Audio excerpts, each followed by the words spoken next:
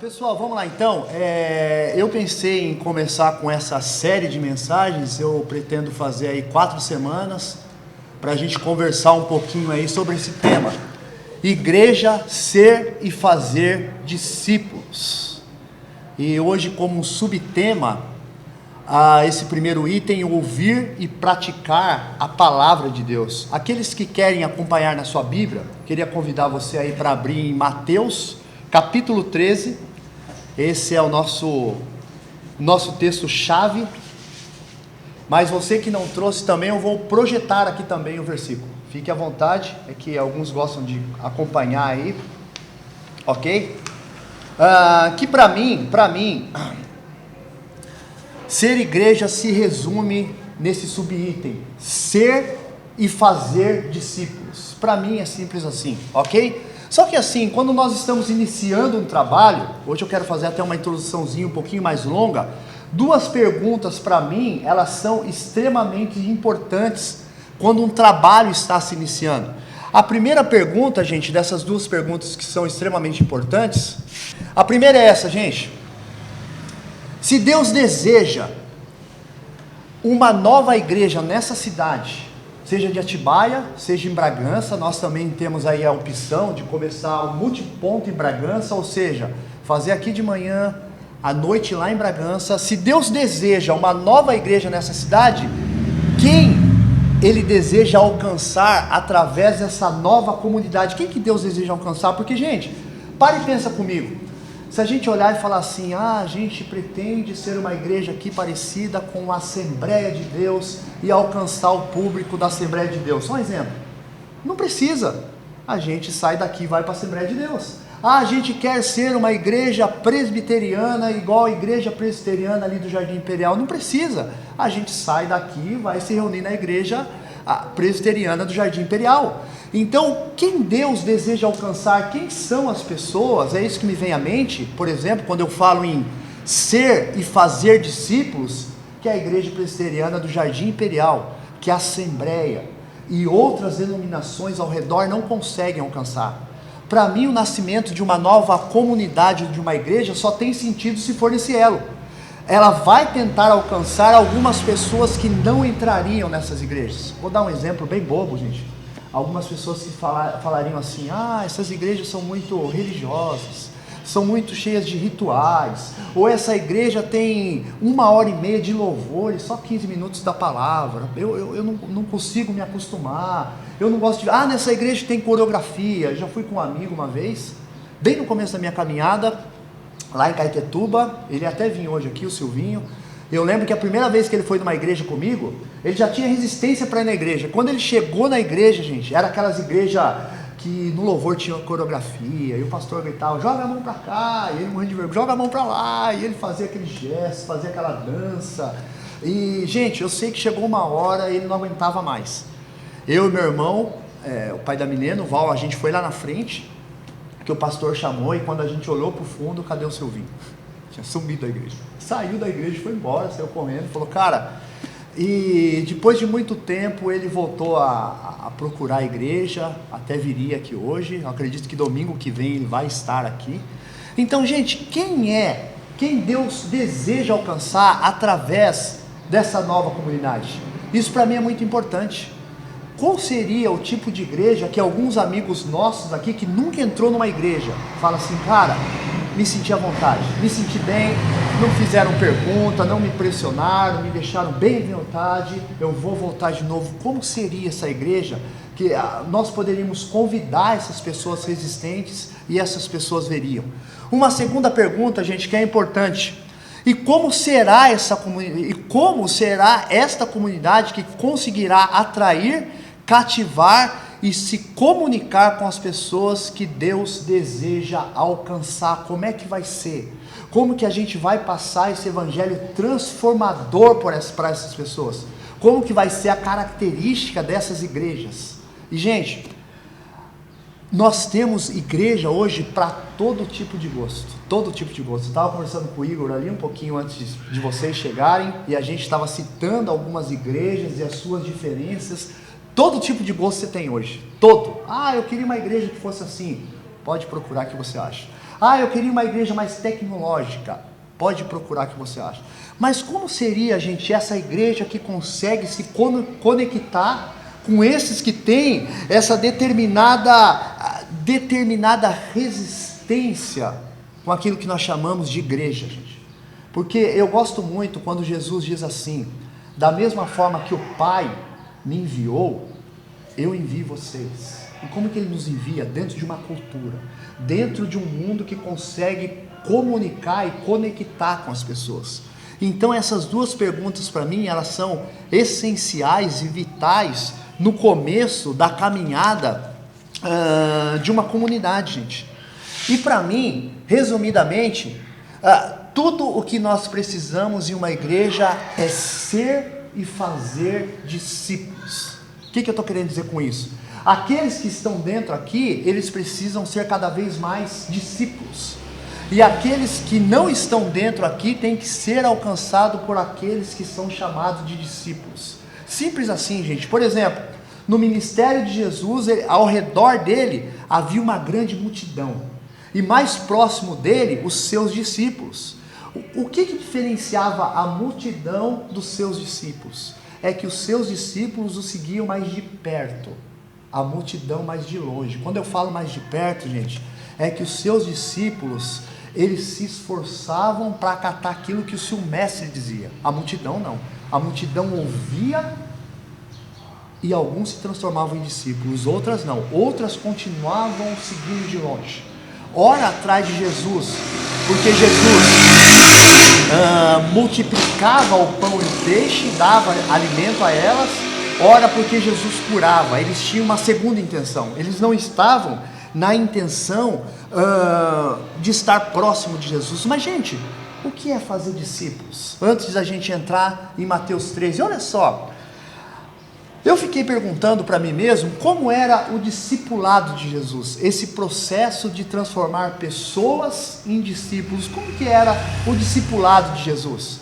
Aqui, principalmente na cidade de Atibaia, principalmente por causa da palavra da vida, as pessoas falam assim: eu vou dar um exemplo, eu estou discipulando a Aline. Como?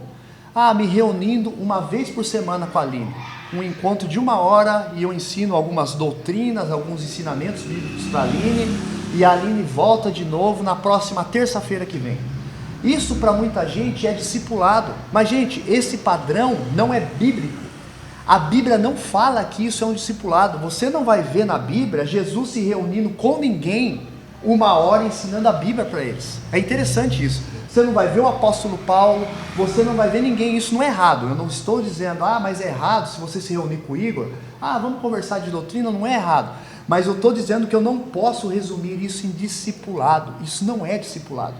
Numa visão bíblica, o discipulado é muito mais amplo que isso.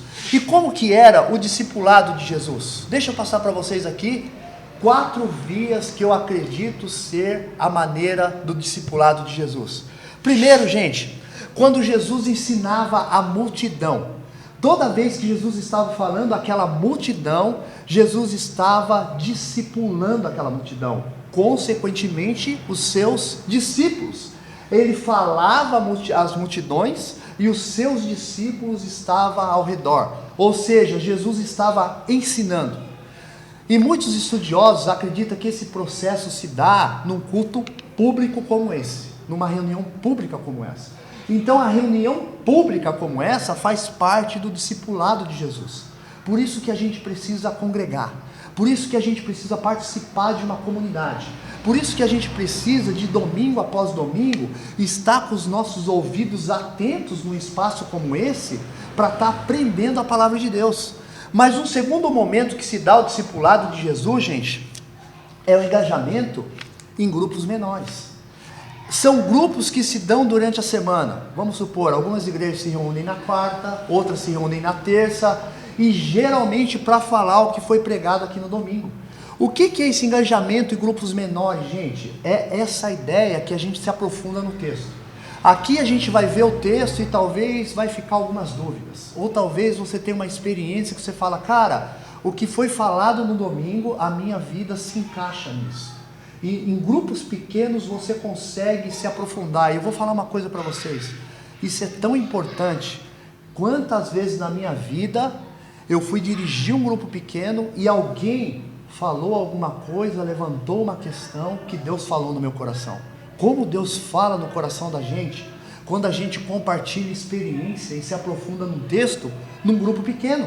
E quando é que Jesus fazia isso? Quando ele estava com os seus discípulos, não agora com as multidões. Por exemplo, Jesus explica uma parábola, a multidão não entende. Depois Jesus está sozinho com seus discípulos, ele explica para os seus discípulos o que significa aquela parábola. Ele se aprofundava no texto com os seus discípulos. Mas um terceiro momento, gente, e esse aqui é bem raro na Bíblia, não tem muito não, é quando Jesus fazia alguns encontros cruciais com as pessoas. Ele se reunia com as pessoas e Jesus rasgava de cima e embaixo, ele desvendava o coração da pessoa. E no nosso tempo isso muitas vezes se dá em visitas pastorais, visitas de amigo ou aconselhamento. Você senta com uma pessoa para aconselhar essa pessoa e você pensa em alguns versículos bíblicos e aponta o coração dessa pessoa para alguns versículos bíblicos e geralmente a gente se sente desafiado. E o último momento do discipulado de Jesus, gente, se dá no envio da missão. É bonito isso. Jesus treina as pessoas e depois Jesus fala assim, agora vocês vão fazer. É bonito isso. Ele multiplica a primeira vez os pães e os peixes. Na segunda multiplicação que ele faz, ele pega os cestos, dá para os seus discípulos e fala assim, agora é com vocês. Nós? Como? Então é bonito ver isso aí. O que acontece? A pessoa começa a crescer na fé, já a pessoa está ensinando aqui, está ajudando no departamento das crianças, está ajudando no louvor, está ajudando com alguns dons que é fora da igreja, que é lá para fora, evangelismo, ação social. Então, o último estágio do discipulado de Jesus é a vocação da pessoa, é esse ensino que Jesus dá para as pessoas, através da vocação daquilo que Deus a chamou para fazer. E eu disse para vocês aqui que em vários momentos eu já senti Deus falando comigo nessas 4 etapas do discipulado de Jesus. Por isso, gente, que o Evangelho é uma caminhada de amigos. Se você já participou ou já se aproximou de um pastor com quem você não tem contato, eu vi, por exemplo, na internet, algumas igrejas em que o pastor tinha até segurança, dessas megas igrejas. Ele saía num carrão com os homens de preto do lado, ninguém se aproximava dele. Gente, o Evangelho é uma caminhada de amigo. Eu tenho que ter alguém para recorrer em aconselhamento quando a coisa aperta. Eu preciso ter alguém que me oriente e fala assim, cara, agora você precisa pegar o texto e servir. Você precisa crescer espiritualmente. Você precisa participar de um grupo pequeno e você precisa participar de um culto público desse, para ouvir a voz de Deus e trazer amigos. Então, esse discipulado de Jesus é muito importante. É muito importante nós estarmos juntos. Tanto é que o próximo sábado, eu estava conversando com a Lília, a gente tem um casamento para ir, mas no outro sábado a gente, por exemplo, pretende fazer um caldo verde sábado à noite aqui. Aí a gente pega o violão, toca umas músicas, eu sei que o Fernando canta uns sertanejos aí, e a gente tem aquele tempo de comunhão, gente. Fazer aqui um caldo verde, faz um junta-panela à noite, e a gente canta, se alegra, porque nessa caminhada a gente precisa ter amigo. Outro dia eu estava falando com o meu irmão e falando que, como é interessante, existem pessoas que estão passando por um momento tão difícil, que elas não querem ouvir um bom louvor, elas não querem ouvir uma boa mensagem. Sabe o que elas querem? Um abraço. Elas querem ter um amigo. Elas querem ter alguém que caminhe e esteja do lado dela. Por isso que essas 4 etapas do discipulado de Jesus é importante. E uma comunidade não sobrevive de uma forma sadia se ela não tiver essas 4 etapas na vida dela, usando como exemplo o nosso Senhor e Salvador Jesus. Gente, ainda não é o nosso texto base, eu só vou passar rapidamente aqui, que isso aqui me chamou a atenção. O livro de Apocalipse, do capítulo 2 até o 3:22, ali vai falar, olha que interessante, de 7 cartas. 7 cartas que o autor desse livro, que é o apóstolo João, ele manda para 7 igrejas. E assim, gente, cada igreja tem uma característica diferente. cada igreja está numa região diferente. Mas tem duas expressões que me chamou a atenção, que se repete nessas 7 cartas para essas 7 igrejas. A primeira expressão é essa: essas são as palavras. Em todas as 7 cartas essa expressão se repete. E sabe por que eu acho bonito? No Antigo Testamento, quando a vida das pessoas lá estava no caos, eles estavam perdidos na vida, de repente Deus levantava um profeta e o profeta dizia assim: assim diz o Senhor. E quando Deus falava e o povo se submetia àquilo que Deus falava, a vida daquele pessoal que estava em caos se transformava. Porque quando a voz de Deus ecoa no meio do caos, Deus transforma. E essas palavras aqui têm o mesmo peso que essa do Antigo Testamento. Essas são as palavras de quem? De Jesus. Jesus deu 7 palavras, aliás, dentro dessas cartas a essas 7 igrejas. Mas uma segunda expressão, que tem a ver agora com o nosso tema, que se repete nessas cartas, que me chama a atenção. Cada vez que ele termina essas cartas, ele diz assim: aquele que tem ouvido, aquele que tem ouvidos, ouça o que o Espírito diz às igrejas. E gente, como isso é importante. Você já parou para pensar nessa expressão, como ela é forte? Você fala, cara, como assim aquele que tem ouvido? Todo mundo tem ouvido. Você já parou para pensar que tem gente que tem ouvido, mas não ouve? É isso que a Bíblia está dizendo. Você já participou, todo mundo aqui já participou, seja em igreja, ou seja em trabalho, em qualquer lugar. Você vai numa palestra, o cara está falando, e você não entendeu nada. Fala, cara, eu tenho ouvido, mas eu não ouvi. Não ouviu numa forma de entender. Você ouviu, mas não com uma forma que faça sentido para você. E aqui o que ele está falando, gente, é exatamente isso. Aquele que tem ouvido, ouça, gente. Ouça o que o Espírito diz às igrejas. Olha aqui, olha que interessante isso.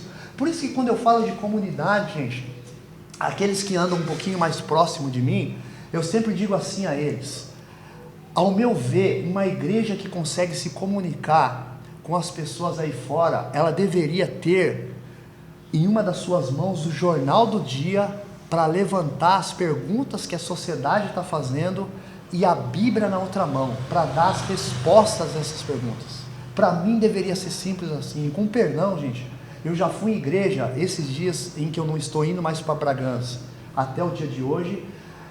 Eu, a Lilian, a Yasmin, a minha filha Andressa, a gente visitou aí várias igrejas. E gente, com perdão da palavra, nós fomos em algumas igrejas que a mensagem foi bíblica. O cara pegou a Bíblia, falou do versículo, leu o versículo, explanou o versículo. O problema é que o cara deu respostas que a sociedade não está perguntando. Ninguém está perguntando o que o cara está respondendo ali. Sabe quando você está numa igreja e aquela mensagem está passando por cima da sua cabeça, você fala, beleza, mas o que isso tem a ver com meu filho nas drogas? O que isso tem a ver com o meu desemprego? O que isso tem a ver com o que a sociedade está passando aqui e agora? Por isso que eu acho que uma comunidade que se conecta, ela devia ter o jornal do dia numa mão, para ver quais são as perguntas que a sociedade está fazendo e a Bíblia na outra para dar as respostas.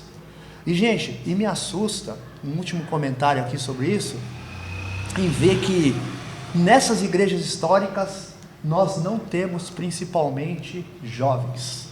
É sério, dê uma olhada, você vai ver muita gente de idade, muita gente que está ali, mas você não vê jovens. Parece que elas não conseguem atrair jovens, e isso me chama muito a atenção.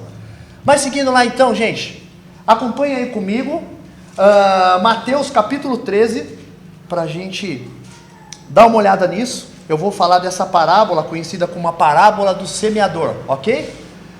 Essa parábola, gente, ela está dividida em 3 partes. A primeira parte, Jesus vai falar sobre ela, ele vai contar esse caso. O que é uma parábola? Deixa eu explicar para vocês aqui, que é importante entender isso. Uma parábola, gente, é uma espécie de alegoria. O que é alegoria?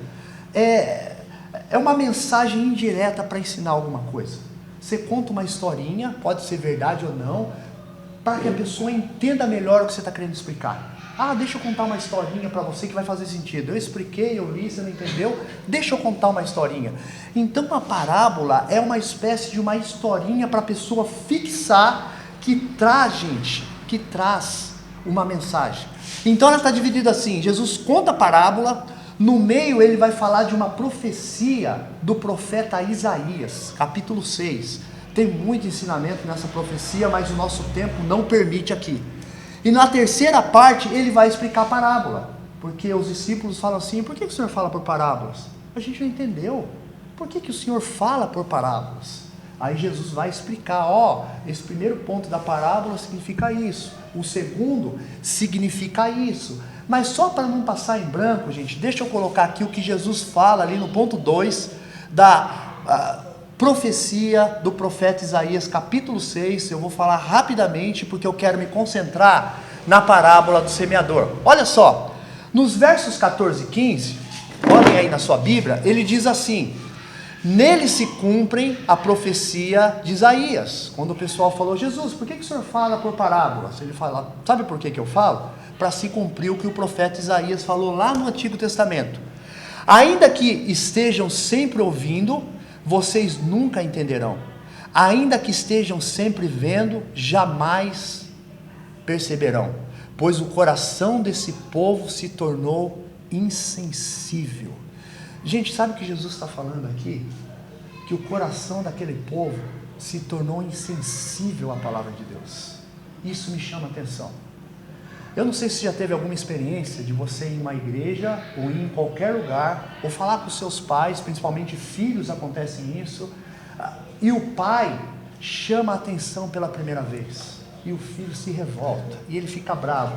Na segunda vez, ou numa mensagem cristã, vou dar um exemplo: você foi numa igreja e o pregador falou sobre perdão, e você sai de lá indignado: como assim perdoar? Aquele cara me roubou, me fez mal, como é que eu vou perdoar? Beleza. A segunda vez que você vai e ouve sobre perdão, você está mais calmo. Você não perdoou, mas você está mais calmo. A terceira vez, não faz efeito mais na sua vida. Seu coração se tornou insensível. Insensível, tanto faz. Muito pelo contrário, você vai numa igreja, ouve uma boa palavra chamando a atenção, e você fala assim: rapaz, faltou o Igor aqui, essa era para ele. Seu coração se tornou insensível, não consegue mais entender que Deus está falando com você. E aqui ele está dizendo exatamente isso: o coração desse povo se tornou insensível, mente cauterizada. Olha só, gente, de má vontade ouviram com seus ouvidos e fecharam os seus olhos. Se assim não fosse, poderia ver com os olhos, ouvir os ouvidos, entender com o coração, essa mensagem desceria ao coração, e olha só, e converter-se. Gente, converter-se aqui não é espiritual. Esse converter-se aqui é deixar o seu mau caminho. Eu dei um exemplo de perdão. A pessoa não conseguia perdoar, ela entendeu, não deixou o seu coração endurecido, ela se converteu. O que é converter? É mudar o caminho. Agora ela perdoou, olha a consequência disso: e eu os curaria. Gente, tem pessoas no nosso meio que às vezes está com o coração podre, porque o seu coração se endureceu para a voz de Deus, e por causa dessa podridão, Deus não consegue curar essas feridas do coração e da alma dessas pessoas, porque elas não se rendem. É isso que Jesus está falando nesse trecho de 14 e 15. Mas vamos lá então se concentrar aqui no nosso tempo, na parábola do semeador, ok? Acompanhe aí comigo então o capítulo, os versos de 1 a 3. Olha o que diz o verso de 1 a 3. Naquele mesmo dia, Jesus saiu de sua casa e assentou-se à beira-mar. Gente, que delícia. Ele morava em frente ao mar. Olha que gostoso. Saía, estava com o pé na areia. Mas diz assim: reuniu-se ao redor de uma multidão tão grande que ele teve que entrar num barco e assentou-se nela, enquanto todo o povo ficou na praia. Ou seja, Jesus deu atenção a todo mundo, entrou no barco e ficou diante dessa multidão. Então lhe falou muitas coisas por parábolas. Na Bíblia Jesus contou mais ou menos 40 parábolas, nesse trecho aqui foram 7, dizendo: o semeador saiu a semear. Gente, é muito importante entender isso aqui, que Jesus vai falar agora de 4 tipos de solos que essa semente caiu. Preste atenção, que é muito importante isso. E ele vai explicando. Gente, só para entender, Jesus, então eu vou fazer o quê? Eu vou mostrar parte da parábola e parte da explicação da parábola de Jesus para fazer sentido aqui para nós. E quando ele fala que o semeador, pensem numa fazenda. O cara pegou ali um pouco de semente, saiu para semear em vários solos. Mas quando ele fala de semeador aqui, ele está fazendo uma ligação com aqueles que pregam a palavra de Deus. Aqueles que anunciam a palavra de Deus, como se a palavra de Deus fosse uma semente. Olha só. E aí ele diz, gente, olha que o primeiro tipo de solo ou de terreno que a semente caiu foi à beira do caminho. Olha o que o trecho diz. Diz assim, no verso 4, acompanhe aí. Enquanto lançava a semente, parte dela caiu à beira do caminho, e as aves vieram e comeram. Na explicação de Jesus lá no final, no verso 19, ele vai dizer assim: quanto a alguém que ouve a mensagem do reino e não entende, o maligno vem e lhe arranca o que foi semeado do seu coração. Este é o que foi semeado à beira do caminho. Gente, pare e pense na cena. É aquela semente que cai na estrada, chão duro, terra extremamente, gente, dura, e ele explica isso no verso 19. São essas pessoas que ouvem a palavra, mas não entendem muito bem. Ela não entende, por isso que eu falo, que eu costumo falar, que a Bíblia tem que ser explicada direitinho. Eu gosto de usar slide, gente, não é porque fica mais bonitinho, porque para mim o visual ajuda a entender. Então a gente precisa explicar nos detalhes e direitinho essa coisa, ok? Porque o que acontece, segundo Jesus, quando essa palavra não encontra profundidade no nosso coração, o maligno vem e arranca do nosso coração. A gente não consegue entender essa coisa, gente. Por isso que muitos cultos a gente vai e a gente fala, cara, perdi meu tempo. Era melhor ter pegado a minha filha e ter ido passear no Edmundo Zanoni. Não entendi nada. Do jeito que eu entrei, eu saí. Olha, para falar que não foi muito ruim, o louvor foi mais ou menos. O louvor eu consegui participar, mas a mensagem, ela não fez qualquer sentido, porque eu não entendi. Eu não entendi o que foi pregado, eu não entendi o que o pregador falou. Ora ele falou da família dele, ora ele falou da mulher, falou do filho, ora ele falou da política. Depois eu fiquei até pensando, por que ele leu aquele texto? Ele não falou do texto, ele não se aprofundou do texto. Por isso a necessidade de pregar direitinho, de explicar direitinho. Eu estava falando para minha esposa, nesse tempo que a gente teve visitando igrejas, eu falei para minha esposa, se depender de mim, eu vou fazer o possível e o impossível para aqueles que estão me assistindo entender o que eu estou falando. Pedi perdão para Deus e falei, Deus, se depender de mim, as pessoas vão entender com muito mais profundidade aquilo que eu estou explicando. Eu não quero mais que as pessoas que estejam ao meu redor saiam falando assim, eu nunca tive essa experiência, pelo menos nunca falaram para mim, puxa, não entendi o que você falou.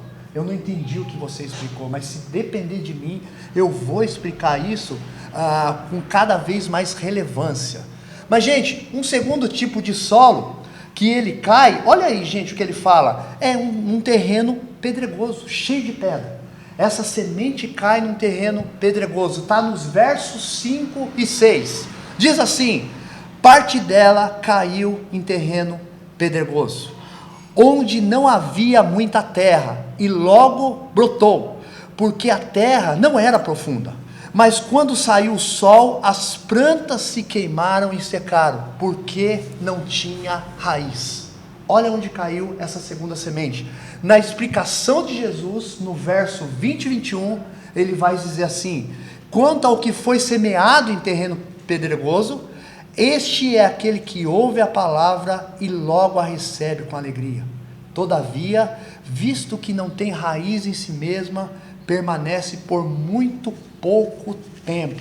Quando surge alguma tribulação ou perseguição por causa da palavra, logo a abandona. Jesus está dizendo aqui, gente, que existe um tipo de pessoa que ela tem uma espécie de imediatismo.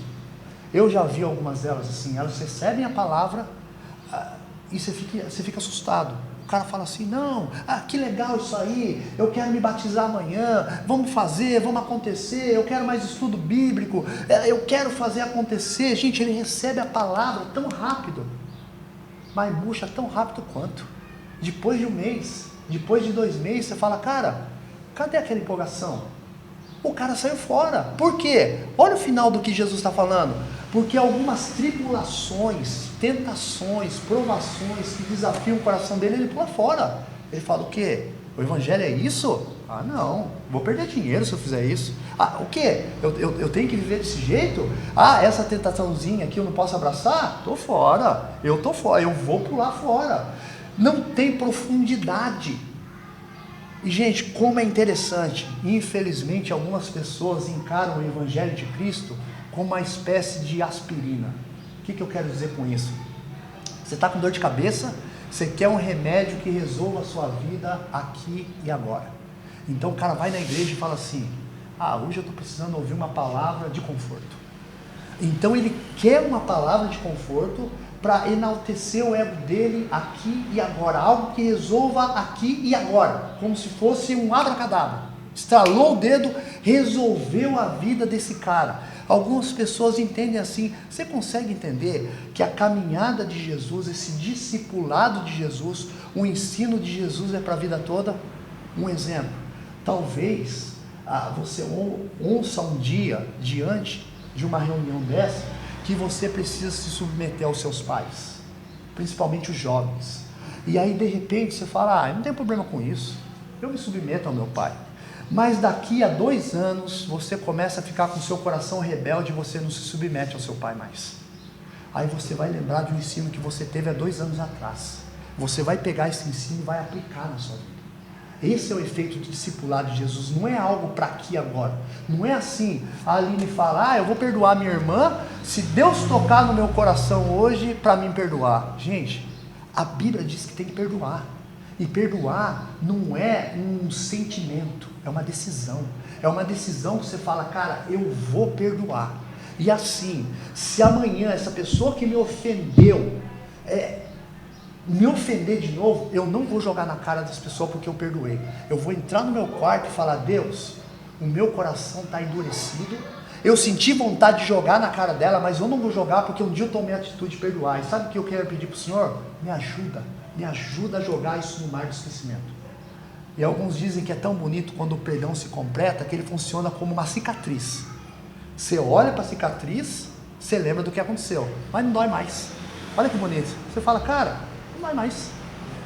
Algumas pessoas que sofrem acidente, olham para a cicatriz até dá risada. Fala, cara, foi duro isso aqui, viu? Até dando risada. Mas passou. Agora, quando a gente não perdoa, aquilo não cicatriza, aquilo fica aberto. Aí ela machuca. Aí a gente lembra. Então a gente tem que olhar como se fosse uma cicatriz quando a gente joga. E como que a gente faz, gente? Quando ela alcança profundidade, essa palavra. Por isso que tem gente que tem 20, 30 anos dentro de uma igreja e não consegue frutificar. Sabe por quê? Porque fica só no ralo ali, só na aspirina. Hoje eu quero ouvir uma palavra que resolva o meu caso aqui agora. Ele não consegue aplicar isso de uma forma correta. Gente, o terceiro aqui, ele vai falar daquela que caiu entre os espinhos. Olha aí, a gente já está caminhando para o nosso final, verso 7. Outra parte caiu entre os espinhos, que cresceram e sufocaram as plantas. Na explicação de Jesus, no verso 22, ele vai dizer assim, gente: quanto ao que foi semeado entre os espinhos, esse é aquele que ouve a palavra, mas as preocupações dessa vida e o engano das riquezas a sufocam, tornando-as infrutíferas.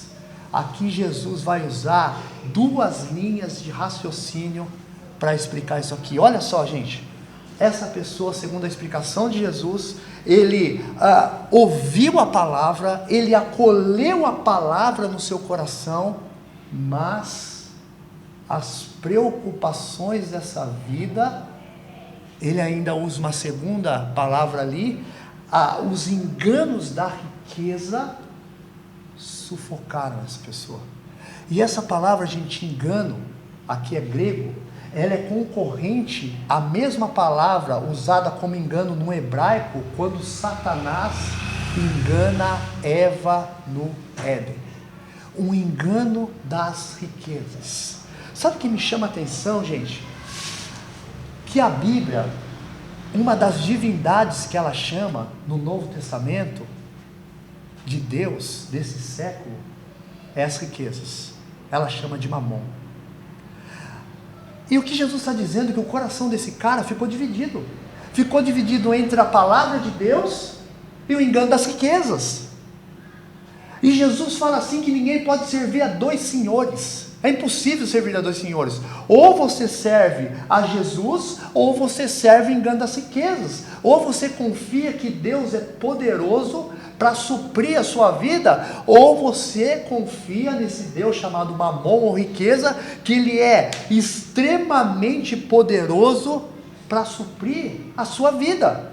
Conclusão, essa pessoa passa anos e anos dentro de uma igreja, mas essa pessoa não consegue frutificar. Por quê? Porque a vida dela é dividida entre Jesus e o engano das riquezas. Entre Jesus e o engano das riquezas. E por causa disso, essa pessoa é sufocada e ela não consegue frutificar na vida dela. O último solo aqui, segundo Jesus, ele cita que aquele que caiu em terra boa, aquela semente que caiu em terra boa, ele diz assim: outra ainda caiu em terra boa, deu boa colheita, a safra foi excelente, a 100, 60, 30 por 1. Ele está dizendo que de uma semente brotou 30, 61. Foi super boa.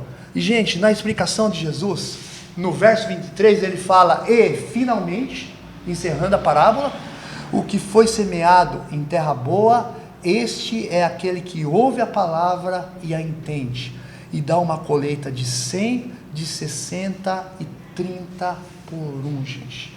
Esse que caiu em terra boa é aquele que ouve, a palavra desce no seu coração, ele sai de um espaço como esse desafiado, falando assim: eu tenho que mudar, eu vou me esforçar para mudar, porque eu quero ser grato ao que esse Deus fez na minha vida. Eu preciso mudar para ser mais parecido com Jesus. Eu preciso tomar essa atitude, tomar essa atitude, tomar essa atitude. Logo, gente, eu fiquei pensando, o que significa frutificar? Jesus falou: olha, esse que fez, que caiu em terra boa, ele frutificou. E eu fiquei pensando, gente, o que significa a ideia de frutificar, gente? Olha só, é aquele que busca ouvir a palavra, entender essa palavra e busca mudanças em sua vida. Porque, gente, ouvir por ouvir, conhecer por conhecer, sem gerar transformação, aqui entre nós, até o diabo conhece, e muito melhor que nós. Infelizmente, gente, como é que eu vou falar para vocês? Eu tenho algumas resistências com algumas igrejas onde o pessoal estuda a Bíblia, mas não tem aplicação. Por exemplo, eu conheço algumas pessoas que vocês aqui não conhecem, mas eu conheço, que são pós-doc em teologia bíblica, bom de Bíblia, mas o casamento desses caras estão indo pro ralo. Pós-doc em conhecimento bíblico, mas eu conheço pessoas que eles me citam que eles não conseguem perdoar. Esse é o grande problema do conhecimento sem aplicação. Tem igrejas que a gente vai e você fala assim: cara, eu amei essa igreja, sabe por quê? Porque ele fala para mim, quem que escreveu a carta de Coríntios, que ano que foi, que lugar que foi. Gente, a nossa sociedade não tem ausência de informação. Põe isso na cabeça de vocês, não tem. Se você falar assim para mim: a gente necessita de muita informação bíblica, gente, a nossa sociedade não tem. Eu venho de uma geração que era assim: para você descobrir quem escreveu o livro de Romanos, você tinha que entrar numa biblioteca enorme, Você pegava o caderninho, pesquisava em livro, e você ia anotando, e quando você vinha numa palestra dessa, você desparramava aquele tipo de informação, as pessoas falavam, nossa, como o cara é culto, como o cara se preparou. Gente, isso acontecia na modernidade. Nos nossos tempos atuais hoje, na modernidade, nós não temos esse tipo de necessidade que eu falo, que ninguém consegue dar. Sabe por quê? Porque você pega um celular, um Google, e você fala assim, quero saber quem escreveu a carta de Romanos. Segundos. Quê? Falou para mim quem escreveu a carta de Romanos, que ano que foi, e o conteúdo dela, em segundos. Não é igual na antiguidade, que você tinha que ficar lá na biblioteca buscando. A nossa grande dificuldade hoje, gente, é aplicar o pouco que nós conhecemos. O que eu estou querendo dizer com isso? Vou dar mais um exemplo. Se você vai num lugar, você ouve o pregador falando sobre perdão, e você sai de dentro desse lugar, hoje eu vou resolver perdoar, hoje eu resolvi perdoar. Isso, gente, é frutificar. Quando você sai de um lugar decidido a ser melhor para o reino de Deus. Eu entendi o que Deus falou através da mensagem, eu vou aplicar isso.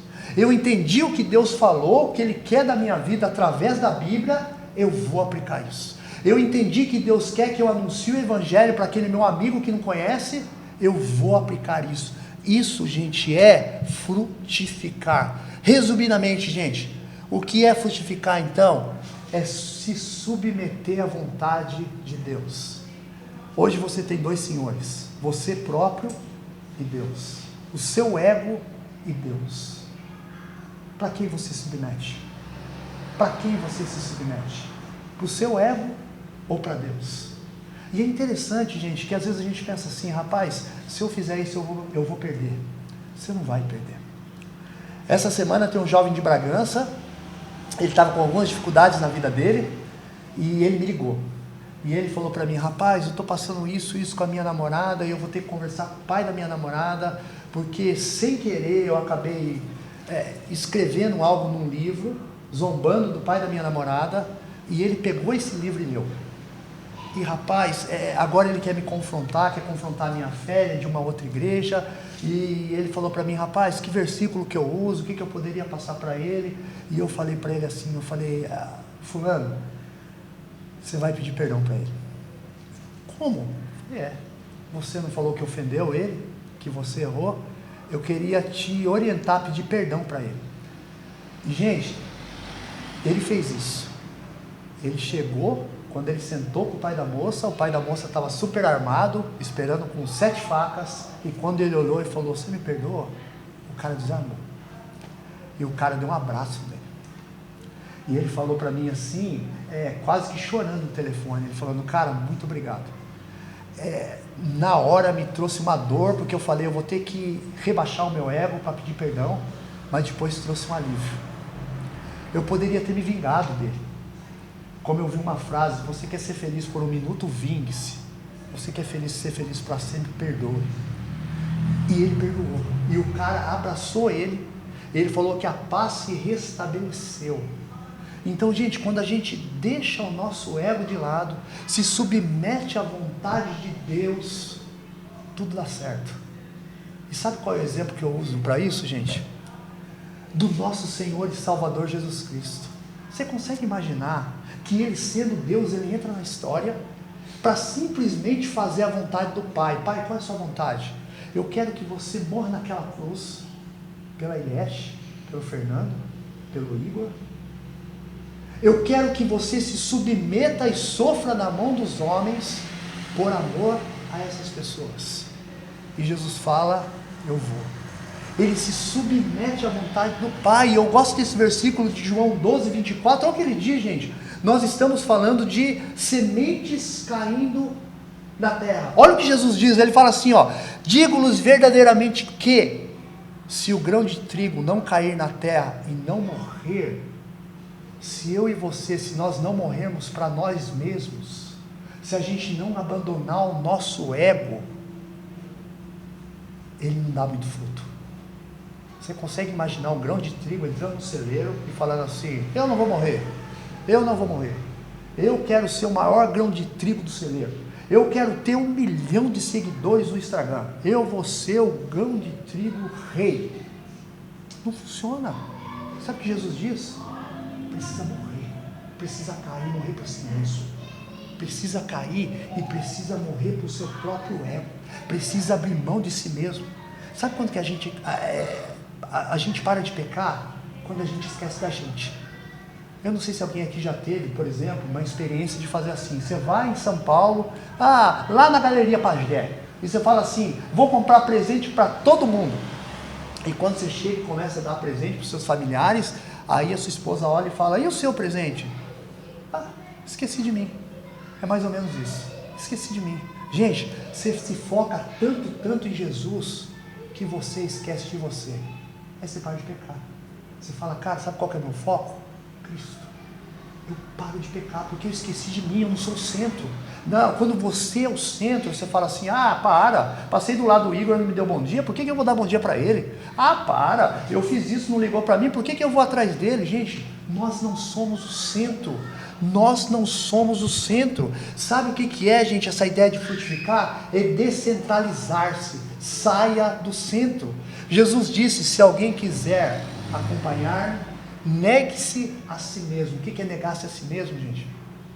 É descentralizar, é deixar de ser o centro e falar, Senhor, o Senhor é o centro, eu não sou o centro, é a sua vontade.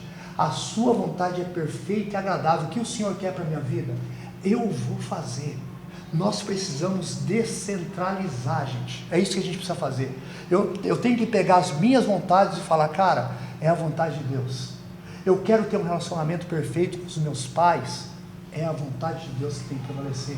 Eu quero ter um relacionamento perfeito com os meus parentes.